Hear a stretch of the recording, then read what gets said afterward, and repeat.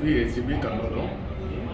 మేము 16/5/25 తేదీన మాకు చిన్న కమ్మలూరు గ్రామస్తుడైన లింగమూర్తి మరియు అతని ఫ్రెండ్ రామకృష్ణాచార్య అని ఎవరు ఇద్దరు వచ్చి అతని కొడుకుల పొలంలో బోర్ బిగించినామని చెప్పి, తర్వాత బోర్కి అగ్రికల్చర్ కనెక్షన్ విద్యుత్ కనెక్షన్ కోసము అప్లై చేసుకున్నాము, ఆలగడ్డ ఏడీ ఆఫీసులో అప్లై చేసుకున్నామని చెప్పి, తర్వాత ఆలగడ్డ ఏడీను ప్రతాప్ ద్వారా 30,000 రూపాయలు అమౌంట్ లంచంగా డిమాండ్ చేసినాడని చెప్పి మాకు ఫిర్యాదు వచ్చింది. ఆ ఫిర్యాదు మేరకు మేము వాళ్ళని ట్రాప్ చేసి ఇద్దరిని కూడా అరెస్ట్ చేయడం జరిగింది.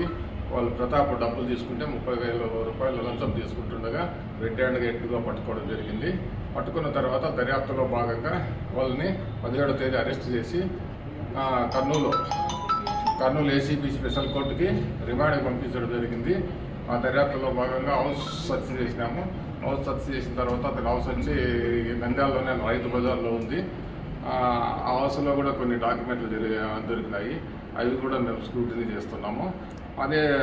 అదే దర్యాప్తులో భాగంగా ఈరోజు వాళ్ళ భార్య పేరు మీద ఉన్న భార్య వచ్చి ముగిందు ఆమె పేరు మీద ఉన్న లాకర్ను ఓపెన్ చేస్తే 2 కేజీల 825 గ్రాముల బంగారు దొరికింది.